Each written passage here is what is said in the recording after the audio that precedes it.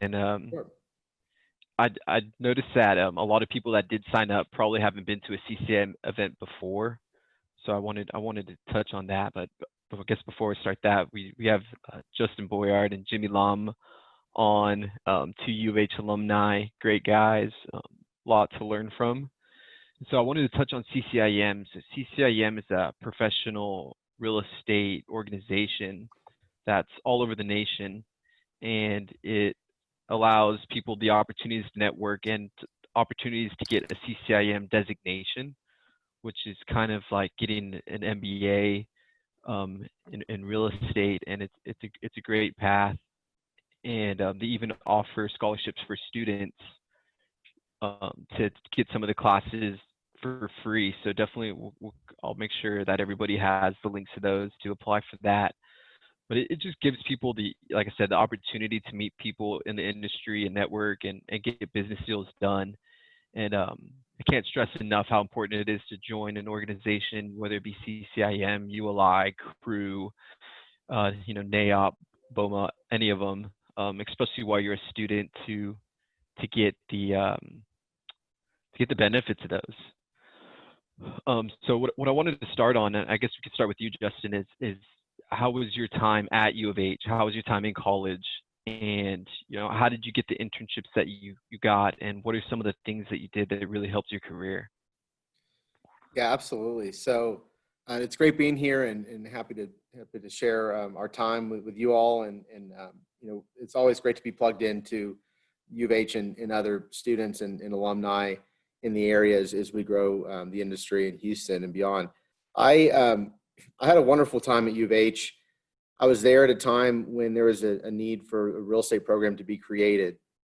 And so sort of right place at the right time, but also raised my hand. I was lucky to be in a place where I could help start the real estate program. And I think, I'm a big advocate of being involved in networking and, being in front of people in the industry, attending events. That was a pretty unique opportunity to meet a pretty good cross section of the Houston commercial real estate industry players. And, being a part of that process and helping start the program opened a lot of doors. And, as a result of that, I was able to intern at Transwestern for a summer and intern at Avenue CDC, which builds and develops affordable housing. And, did another year at Thunderbird, which was an international business program in Phoenix, which was a great program. And because of the U of H connection combined with that 1 year, was able to help land a job at JLL doing international work in South America. And so how did you get these jobs? Was it was it a phone call? Was it an email? Was it kind of how did you get the jobs?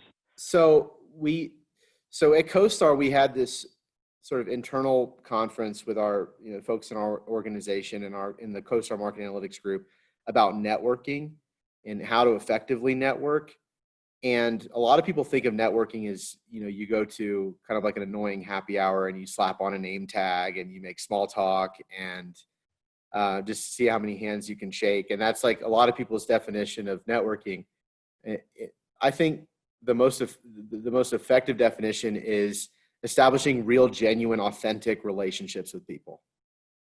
Having those really valuable in-person conversations, getting to know people on a personal level, becoming friends with people in the industry. And then just by virtue of that process of expanding your network of authentic friendships, doors will open for you.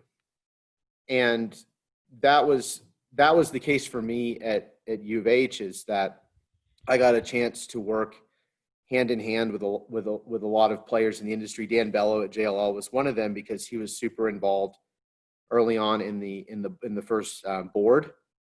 Okay. He was, I believe, chairman of the board of the program in the first or second year, I think, after Welcome Wilson.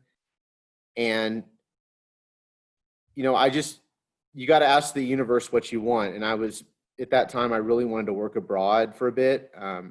There was an opening with JLL, and I just expressed my passion and my interest. And he's someone I knew on a personal level because of U of H. I'd actually never met him before University of Houston. So if I could give any piece of advice related to this with networking, is that it's a lot better to become really close with one or two or three people than to try to meet as many people as humanly possible. Because it's the genuineness, the authenticity of those relationships that will really help open doors. Makes sense.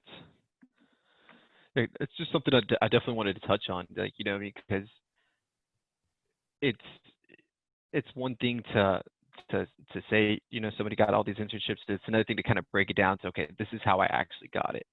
So like as an example, I got my internship through Cushman and Wakefield with because I, through the Bauer Real Estate Program, got invited to go talk with a broker there. Yeah. And I was asking Jimmy, like, hey, Jimmy, what should I prepare for? And he's like, oh, reach out to Scott Rando, because Scott, you know, works there, and he also works at U of H. And so by meeting Scott and keeping in touch with Scott, you know, 6 months down the line, he was like, hey, I got an opening for a job. Would you be interested in it? Yeah. Yeah. So in a very direct way. So John Walsh is who I worked for at U of H as a fellow with the real estate program. And he's the one who helped me land both internships, because I was working my butt off for him, you know, outside of the MBA program. And we had a really close relationship, and he had a lot of connections in the industry. And he helped me land interviews at Transwestern and Avenue CDC. Nice.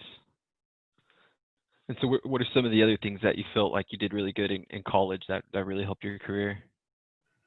Yeah. So I think, you know, authentic passion really shows through. I mean, I really enjoyed some of the courses in particular. And I mean, international finance was one that I really liked with Arbogast. There was a few others that we had in the real estate program that were excellent as well. Like Kyle Miller, he was at Trammell Crow at the time. He had a great real estate finance class. And I was just genuinely interested in the course material. And I think if you express what you're authentically passionate about and what you really want in terms of your career, that goes a long way. So that's a common theme in my advice is being authentic and asking the universe for what you want and establishing real, like close friendships. Right. It seems like a lot of people in the industry can smell out BS so fast. Right. Yeah. And it looks bad. It really looks bad on people. So we moved over to Jimmy. So Jimmy was actually undergrad. Justin was a graduate student there. So Jimmy, take it away. How did you get your internships, and what do you feel like you did at U of H that really helped your career? Yeah, well, you know, first thing is, you know, I had a little bit different perception as Justin. I grew up in a very poor family. And so as a knee-jerk reaction, it was always, hey, like, you know, now I'm going to college. And so you really got to make some good money when you come out of college. And, you know, my parents told me, hey, like the medical field is how you make good money. And I, you know, said that, hey, I'm not very passionate about medical. I want to do business. And they're always saying, oh, you really can't make money in business.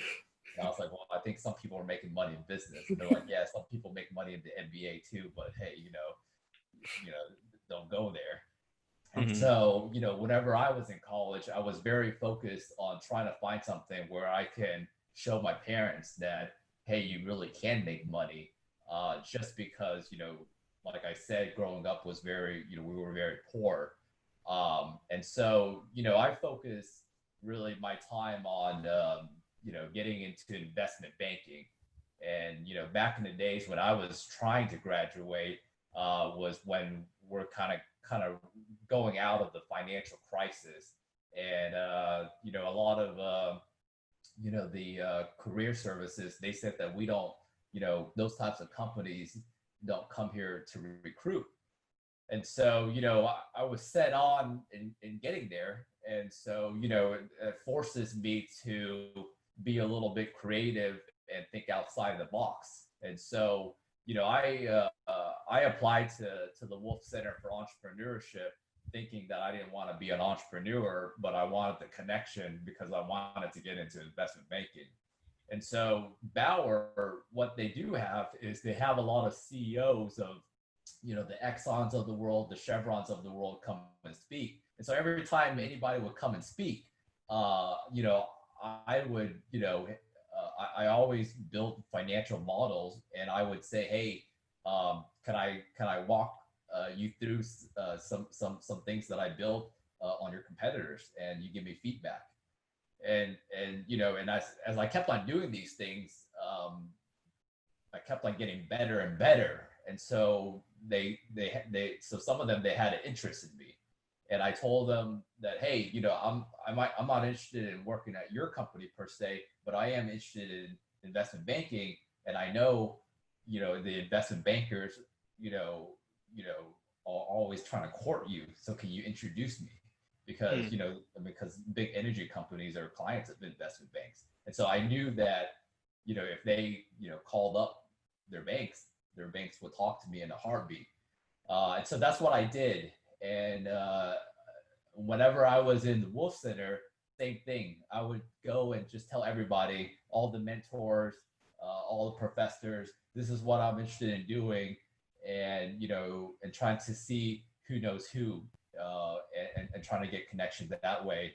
But that's what I did. I tried to network my way in, and it wasn't real estate wasn't something that I knew that I wanted to do until much later in life. After I got into investment banking. Interesting.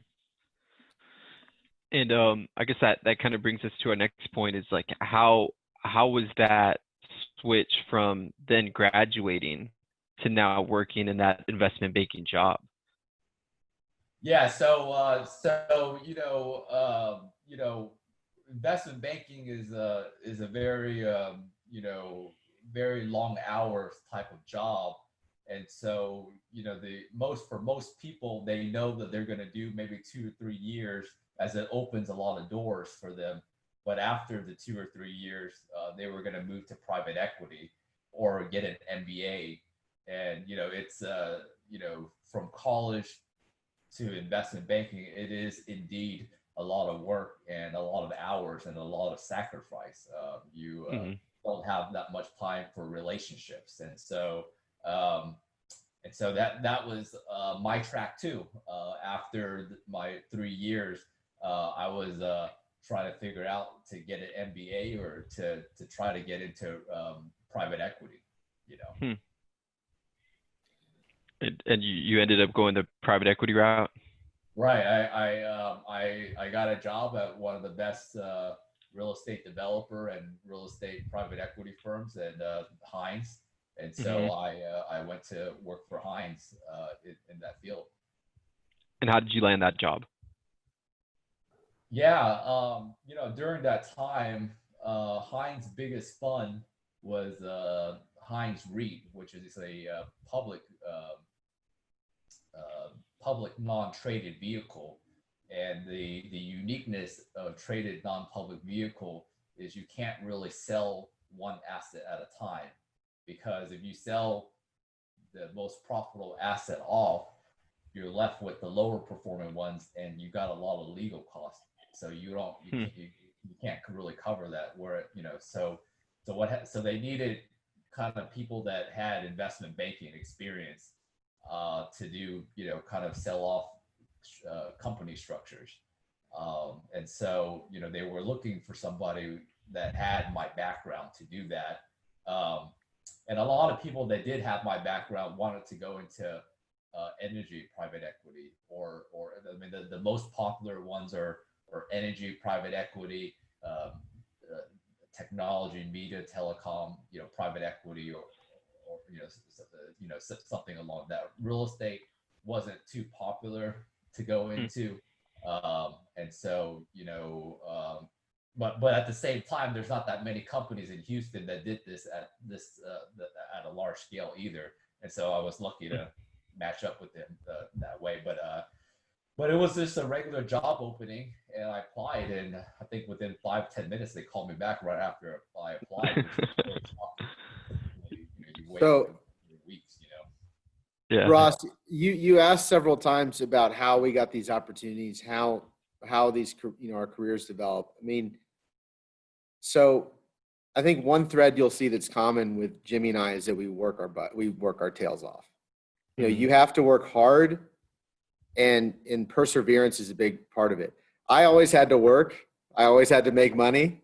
So did my brother. I mean, when I came out of school, I was 1 year in New York working for a small capital markets brokerage in New York City, and the financial crisis happened, and it was kind of an unmitigated disaster. And I came home, and I waited tables, I tended bar while I studied for the GMAT, and when I was in school, I got a fellowship, I got internships, but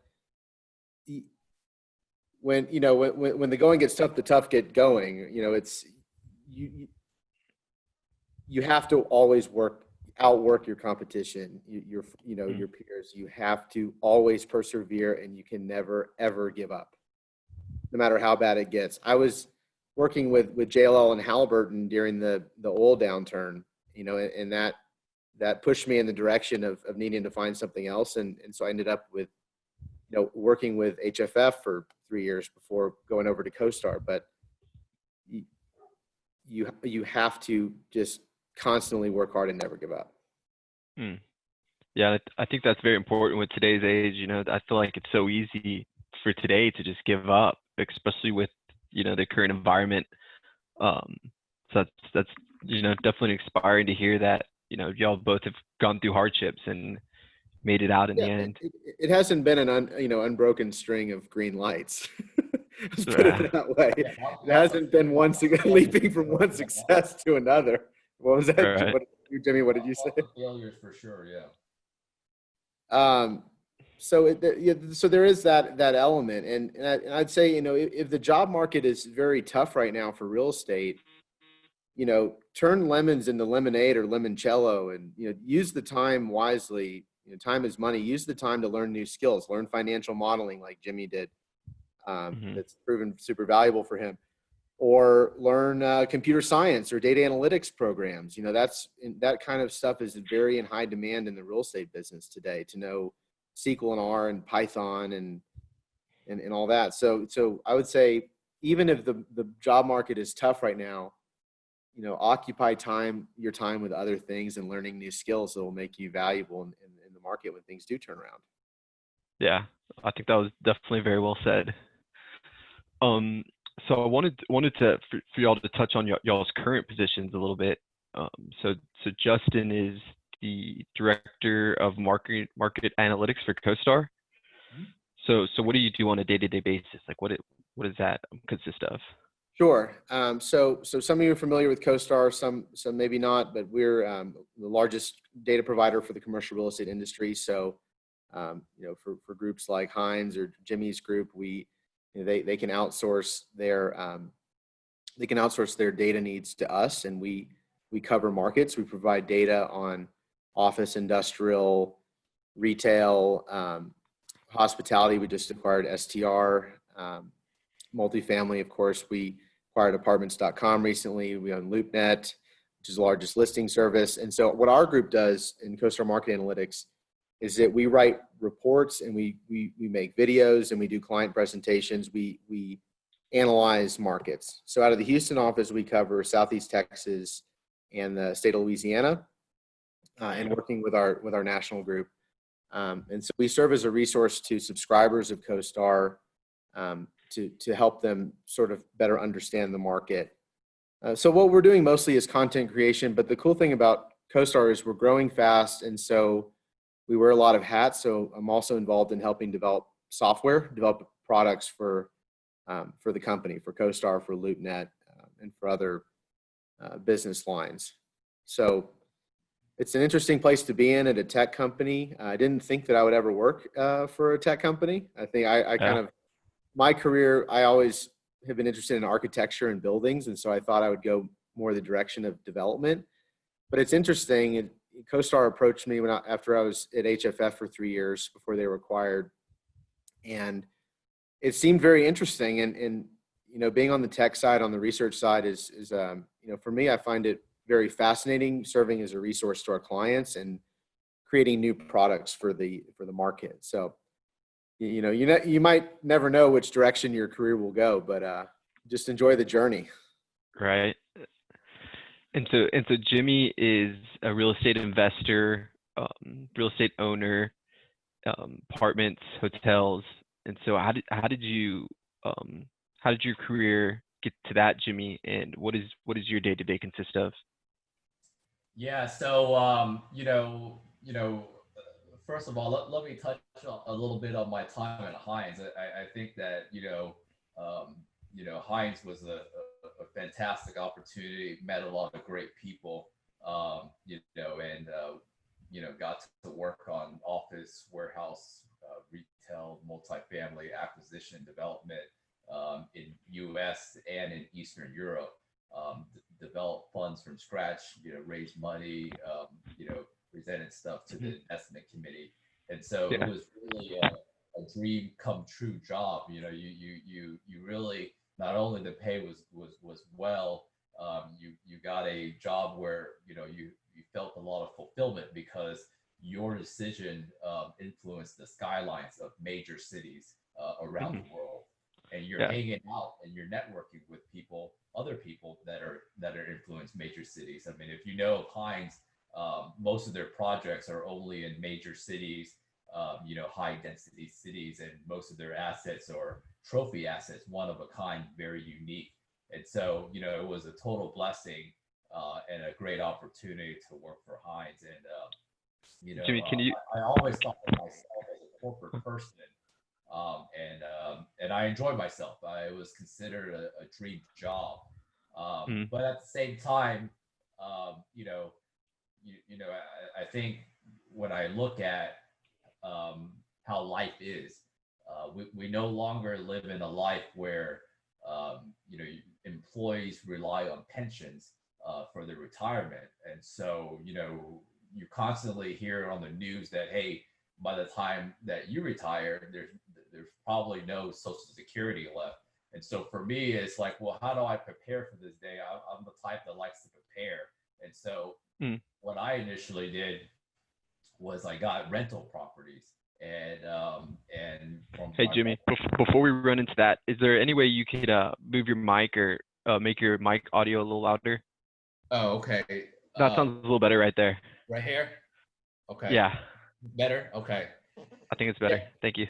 So do you want me to repeat it or go back? No, you're fine. You can start on your rental properties. Yeah, so I started with rent property, and the idea was, hey, maybe I could just buy one a year, and and by the time that I'm 65, 70, I'll have quite a bit of income, because once you buy one, it's very minimum work and you still get cash flow. And I started doing that, and it's worked out really well. And banks started to offer to give me lines of credit, and so I started taking the lines to lend to other people, and I started doing that, and it turned out very well. And I was showing my friends how to do it, and people asked me, hey, well, how about you take our money and you go out and do it for us. And so then I started buying commercial property, apartments, hotels, and that did that for a while, and continue doing that. But I eventually morphed out to diversify to other aspects. I have investments in a company that one of my buddies started, that is a fintech company, and they do payment processing and improvement of billing for hospitals. I have a marketing company that I wholly own that does, that is in the marijuana space. And so I help with buyers and sellers. I have a company that does legal kind of affiliate marketing. I have an import-export company, started a brokerage, have a real estate lending company. And so for me, the way that I look at it, or where I find most enjoyment, is I think that I find that Buffett relates to me well. So Buffett will invest in companies partially, but then he also will own 100% of companies. And so that's what I've done. And I probably own around 7 companies that I own about 100%, and another where, another probably 6 where I'm a majority owner, and then a bunch where like I'm just a minority, just investor. And so, as time grows, I always look at the market to see what are the big trends and what I need to get into. And real estate, of course, is always one of them. I mean, real estate has been around for, hundreds of years, and I, very bullish on real estate. But yeah, that's how I look at it. I'm not I don't want to see myself as a real estate expert. I see myself as, kind of a person that holds a portfolio of different assets that I think that can well position myself. Yeah, definitely a very eclectic career you got going on. To something I wanted to do, speaking of all different asset types, is let's go through each property type and let's give them a letter grade, A through F in Houston, and explain why one gets a good grade or improvements for ones to get a bad grade. So we could start with office. So what grade would y'all give Houston office right now? I'm giving it either a C or a D. I mean, I think so. The office market, Houston has the highest vacancy in the country for office, and we built way too much during the last oil downturn, leading into 15 to 17, and then the energy business is facing tough sledding. But it's interesting in Houston, there are pockets that are probably A, because if you're in the best location, in the best asset type, and a reasonable rent, you're going to attract tenants. And I'm pretty bullish on all the life sciences activity that's going to happen in the, around the med center in Midtown over the next, 5 to 10 to 15 years. I think that'll be a game changer for Houston. But right now, I think overall the office market faces some pretty tough challenges. Yeah. Yeah, what would you give it, Jimmy? I agree with that. I mean, it's pretty tough, and there's a lot of projections going around, but I think for Houston wise, it just doesn't have that much of a growth story. I think there's perhaps more of a growth story for other cities in Texas, but for Houston, there's not too much of a growth story. Yeah. And so next we'll hit retail. What grade would y'all give retail right now in Houston? Yeah, it's probably pretty bad. I don't have the statistics that Justin does, but it's from what I hear, it's pretty bad, right, Justin? Yeah, I mean, I think I'm going to give retail a slightly higher rating, which might surprise some people, but I'd probably say it's more of a B and C in Houston because the vacancies were so tight before we went into this. I mean, I think Houston retail vacancy was like 5% or something. And office vacancy is now about 20% in Houston. So even though there was all this pain with retailers going out of business, the big box stores closing shop, the Sears are getting repurposed, as we've seen, like with the Ion in Midtown, or they're getting torn down like in Memorial City. But I think that retail could turn around, a lot, better there. But it faces some severe challenges. Particularly a lot of the older suburban malls may just get torn down, and they'll build mixed use or some kind of other use there because they're just becoming obsolete. But not as bad of a vacancy story as office. Before we get to the next one, any participants, feel free to type in some questions that you have for these guys. So next we have the apartment industry. What do y'all give grade? Do y'all give that one? Yeah, so I actually own a few apartments and know quite a bit of apartment owners, and I mostly play in the BC space. But what's interesting is rentals collections is down, of course, from pre-COVID, and I think it's gonna be down until maybe Q2 of next year because the eviction we're not allowed to evict until the end of the year. And so I think that, people have less incentive to move out because they know they can't get evicted. But So in that respect, it's not that good. But at the same time, I've been getting a lot of non-solicited offers, and prices are around like slightly above pre-COVID, just because there's a lot of capital out there, and people and a lot of investors are starting to experience FOMO, like they have fear of missing out. They see Hmm. the stock market just keep on rising, and they want to get in. And so, you know, for me, I see the light at the end of the tunnel, which is, hey, hold it, until you're able to evict it, clear out, all the bad tenants, bring in new tenants, and then after that, I think the Fed chairman just announced that I think interest rate will be nearly zero for up until like 2023, and so I think maybe end of next year, probably a good time to sell, where valuation is and investor interest is still high. That's my perspective. Yeah, I agree with Jimmy. I mean, I think at the high end, all the new product is class A. And so that faces a challenge because we've seen a hit to the energy industry in terms of job losses. And so that stuff might take a longer time to lease up. Leading up till the pandemic, the space like Jimmy plays in was by far the best. And I think still will be going forward because they're not building a lot of new workforce housing. Vacancies have been real tight there. It's a great value proposition. There's a lot of capital out there to invest, to buy it, renovate it, raise rents. But the problem that's facing, I think, workforce housing in the short term is that a lot of the jobs that have been lost, the lion's share, have been lower paying. So a lot of service industry jobs, a lot of, in leisure hospitality. And so I think we've seen, the BNC space get, sort of negatively affected. I think a lot of it depends on if the government will, extend a stimulus, will extend aid to people who have lost their jobs, unemployment benefits, et cetera, because that's sort of artificially been propping up the occupancies. And as Jimmy had mentioned, we are seeing more evictions, but people need a place to live. And I think that the tailwinds of multifamily are much greater than the headwinds we see right now, because it's a lot more expensive to buy and own a home now.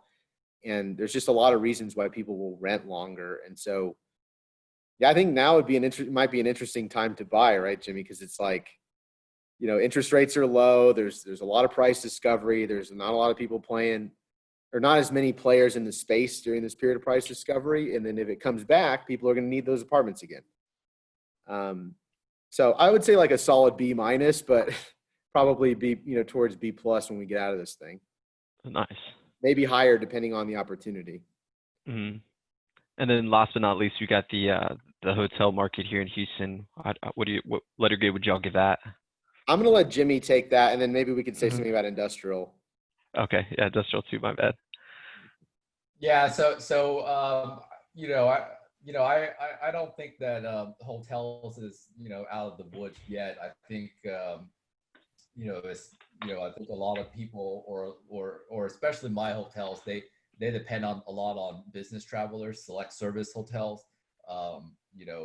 It's really a business class hotel. And right now, a lot of business are trying to minimize business travel. They're trying to do more Zoom. And so, our hotels are back open. So that's good. It's not closed anymore. But, there's not a very clear indication on when, hotels will reach back to the capacity there is in like apartment complexes. Right now, people are starting to travel because they're sick of staying home, and so maybe they're going to vacation or something like that. But businesses wise, they're not really sending employees around to travel much, and I don't know when that's going to happen. That depends a lot on the vaccine, depends a lot on different factors. So I think in the long term, with good brand flagged hotel, that things will eventually recover. Just not really sure, when that will be. I echo everything Jimmy says. I mean, we've seen that hotels has been the hardest hit sector for the reasons that Jimmy mentioned, the steep drop off in travel, both leisure and work. Again, this is highly uncertain. And not to sound repetitive, but I've heard it could be middle of next year, it could be end of next year before we've gotten the cases down to a number that people are more comfortable with traveling. But anecdotally, I hear that people are traveling more. It's just, yeah, I do think we have some time to get out of the woods. But if you're an opportunistic investor on the other side, you might be able to scoop up some hotel properties at a pretty steep discount during this time. So when it is more volatile, if you think about apartments, you're renting them for at the very least month to month or 6 months, but usually a year or 2 years. Hotels, it's nightly rates, and so it's more volatile. So once we get out of the woods with this thing, hotels could theoretically rocket back. But again, it depends when people are in business or comfortable traveling again. Makes I'd sense. probably say like a D or F now, but could be more like a B or A, when we get out of this thing. I mean, I don't know. And I think and like I said, there's a really attractive opportunity for buying value right now. Yeah. And they're still building them. I saw they're building that new W there in downtown. Mm-hmm. Mm-hmm. The Yeah, well-capitalized groups. the issue with hotels is, and some of these apartments, and you would think that there be good opportunities to purchase these at dirt cheap rates, but these types of deals are still pretty rare because at the same time nobody's distressed, and Right. because there's a lot of government aid, and so nobody is distressed to be selling such a cheap rate, and they'll say, well, I might not be making much cash flow right now, but at the same time, I know that it's also going to improve, and so I'll just hold on to it, and so. Jimmy, you mean like the PPP and the stimulus money that hotel operators got? Exactly. Yeah. Yeah. Stuff like that, and there's still a little bit of traffic. And so there, I haven't seen too many transactions happening, and we've definitely been looking at opportunities to buy, but haven't ran into anything pretty steeply discounted. Yeah, I guess it could take a little time, and I think that's a really good point. When we were in the oil downturn here in Houston, there were a lot of opportunistic capital groups that cycled through our office, HFF, that were hunting for distressed office deals, distressed hotel deals, distressed apartment. And then ended up there not being a lot of those opportunities, but there were a handful of ones. It's just there's going to be a lot of groups maybe chasing after a few of those probably because they're so attractive. Right. And so what would y'all give Houston Industrial right now? I would say like a B minus. I mean, industrial is the best performing sector, and if you don't count data centers and telecom REITs because of the big boom in data usage. Industrial because people are buying more and more online. It's the pandemic has only accelerated that trend towards more e-commerce, towards just more online buying in general. But the problem in Houston is we built way too much industrial coming into this. A lot of it was built to suit, which is fine, but a lot of it was spec product. So yeah, I'd say like a solid B. I'd rather be in industrial than almost any other sector, but I worry about all the new spec product coming online all over Houston, particularly the Northwest and by the port. And then there's the issues with the trade has slowed down a bit. I mean, that could be a good thing for plastics, people storing plastics at the port, but it's kind of just a big mixed bag, I would say, but we do have to work through a lot of spec. We got a question here from Paul. He says, do you see any opportunities in converting hotels with kitchens like Residence Inn and converting them into apartments? No, I wouldn't do that. Number one is, number one is, especially for the hotels that I'm in, they have brands, they're flagged Hilton, Marriott, Hyatt. And, if you try to do that in one of those hotels, probably get a lawsuit or something from those brands, even if you have a no brand hotel, it's a little bit different. And so, you don't, I mean, real estate's going to have cycles up and down. And just because you're in a down, doesn't mean you should just convert the entire building and then after, and go back and forth. It's, like other people said, I mean, hotels will recover. And so you just don't want to, I mean, you got to market it as an apartment and, it's just, I don't think it's a good idea. We've had the same question about converting office buildings to apartments, particularly some of the older vintage, buildings. It's an enormous capital expenditure. I mean, you got to think about, you've got to redo all the plumbing, which is an enormous cost. And then you've got to redo all of the floor plans as well. So think about how small hotel rooms are versus the typical apartment. So there are a lot of walls you got to knock down, and it would be difficult, but I mean, yeah, I mean, I think it's a bottom line. If you think it's a long-term trend, then yeah, go ahead and do it. If you think that, oh yeah, this is the trend for the next 50, 80 years, then yeah, you do it to get value. But if it's like it's the trend for the next 12 months. It would have to be a severely underutilized office or hotel building, right, that has some kind of architectural merit, like a historic building or something like that to make it worthwhile. Yeah, my little brother moved into a residence event on I-10 apartment. Yeah, very difficult. My little brother moved into one of those in Corpus Christi. It was an office building, and it's called the Nueces Lofts. And you could definitely tell it was an office building. They didn't even redo the floors. They just left the floor like tile ripped up with the gum still on the floors. But I don't know. I guess some people think that's like the new cool thing nowadays. There's some of that in Dallas that's going on a little bit, and that's happened in downtown Houston. So any final thoughts or advice that you would give to some of these students? Yeah, why don't we bring on some students to kind of tell us what they want to do and where they're at in their journey. We're all going to be working for Jimmy Lamb soon, so hold on to your seat. Yeah, if we're lucky. Yeah. Let me see if I'm able to do that. I know the way that this is set up, it's just, okay, yeah, you can allow to talk. So if anybody wants to share something, just say something in the chat and I'll give you the ability to hop on. I'll say one last thing. Keep your nose down, work hard, never give up, be persistent, and be very, very careful with your communication.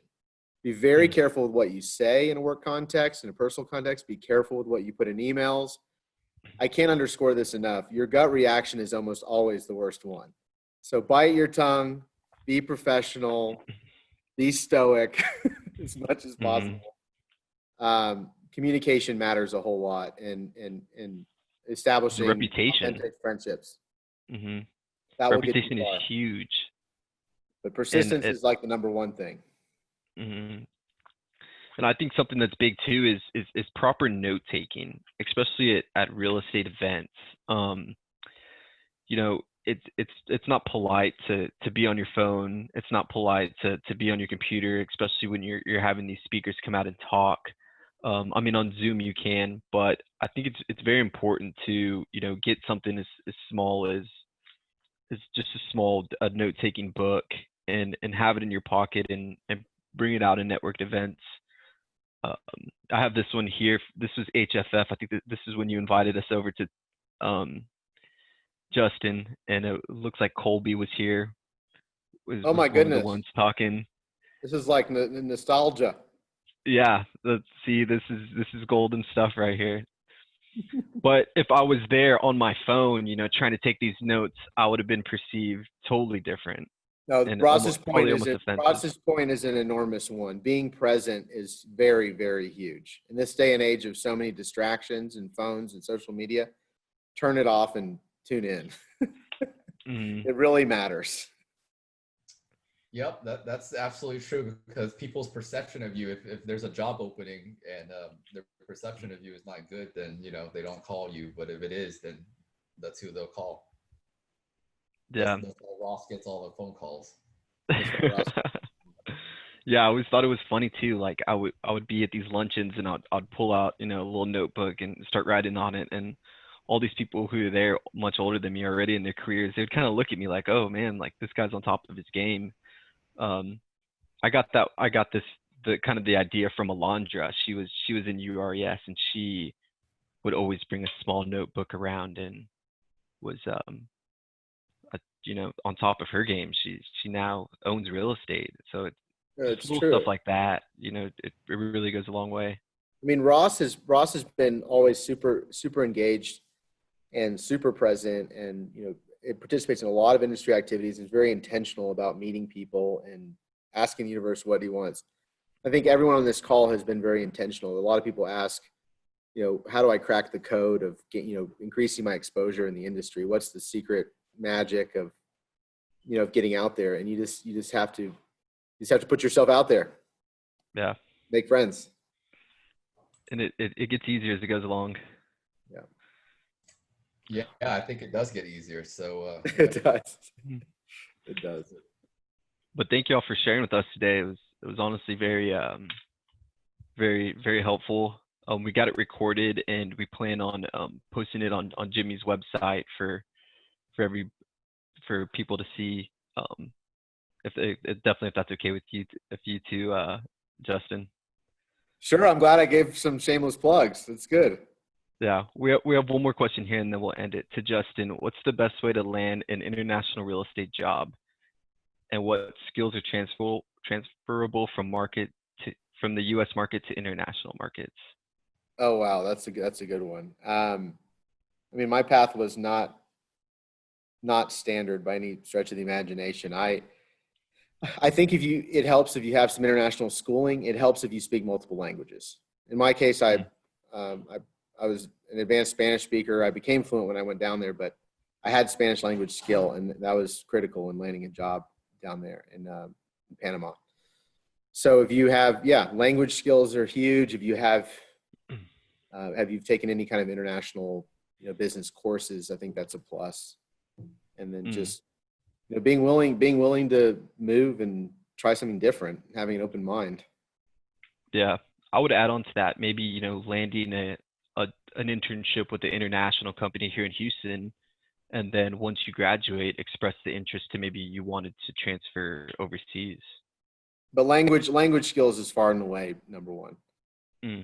Yeah, I mean, or you could be your own investor, or you could be like Frank Liu, who speaks multiple languages, and he's been wildly successful, and with his connections back home and things too. And so, just play up to your strengths. Yeah, I would echo what Ross says because at Hines, it's an international real estate investment development company, and so if you had wherever you start out at Hines, it's relatively pretty easy to move internationally if that's what you want to do. In fact, they're like always trying to beg people in the U.S. to move overseas. It helps out with the language also, because if you work for an American company like Hines, it's the requirement is no matter where you work around the world, you have to speak English. So it helps out with language a little bit. Of course, you'll start to learn their the local language a little bit as you hang out with them outside of work, but it helps out. But I think to increase your chances to work for a company that has an office overseas, it'll help out a lot to get those jobs. I mean, at Hines, there's internal job postings. And so where, if a position opens up in London, Hong Kong, or Singapore, and you're already working at Hines, you have a legs up already. And they'll typically interview internal candidates before external. So, yeah. Jimmy's absolutely right. And that's the great thing about Houston and how international we are. We have all these, Fortune 500 companies and private companies that are international. CoStar's expanding internationally. So our senior market analyst, Itziar Aguirre, she's has 3 passports, American, Spanish, and German. And they're looking to hire someone in Madrid. So they're hiring her internally to move back to her home country. So, what we'll see if that ends up happening or not. But absolutely what Jimmy said is right. You go work for a company that has operations all over the world, that has a big Houston presence, and you build up your credibility there and express your interest. And I would say, I don't know if this is correct or not, but from what I saw was it's harder to transfer to the US than it is to transfer overseas. And so, usually if you want to go overseas, especially if you're at a company like Heinz, like they'll take you in a heartbeat. But then after that, if you want to like go back to and I know that's kind of true in investment banking too. So like where if you had investment banking experience in New York, and then if you wanted to transfer to Hong Kong, it's a little bit easier move because people in Hong Kong would want US experience. Whereas if you worked in Hong Kong too long and then you want to go back to New York City. So what Jimmy says is that working internationally is certainly not like a silver bullet for your career. It's not a panacea. Like I really wanted to work abroad because I had wanderlust and I just wanted to see more of the world. But if you're really focused on making money and like your career, it might be better for you just to stay put in Houston. Yeah, that's exactly my point. Yeah. No, Jimmy was dancing around it, but he's absolutely right. Is that a lot of people work internationally sort of later in their careers. If you do it early, it's a bit of a sacrifice. I'm glad I did it because I became fluent in Spanish, and I really loved the 2.5 years that I put in there and the sort of year I put in Asia with Halliburton in Malaysia. But and I wouldn't trade that, but I think it was kind of it was a bit of a detour of sorts. Again, getting back to nose to the grindstone and working hard. There are so many opportunities in Houston. You have a lot in your backyard. Don't ever underestimate how wonderful the opportunities are in Houston as a major global city, even with what we're going through right now with the pandemic and the energy business. There's a lot. There's life sciences. There's now more tech. There's more med tech. There's all kinds of services jobs, all kinds of investment opportunities. So don't sleep on Houston. Look in the backyard. But if you really want to work internationally, you can probably make it happen. That was very well said. We need to make a Houston commercial video. Justin can be the star of it. Yeah, there you go. Everyone needs a pundit, right? But thank you all again for y'all's time. It was definitely very informative, and I very much appreciate it. It's always good to give back to the students. Yeah, thanks for organizing, Ross. Yeah, thank you. Yeah, thank you. You're welcome. Hope everybody has a good weekend. All right. And good talk. All right. Take care, everyone. Have a good weekend. Bye.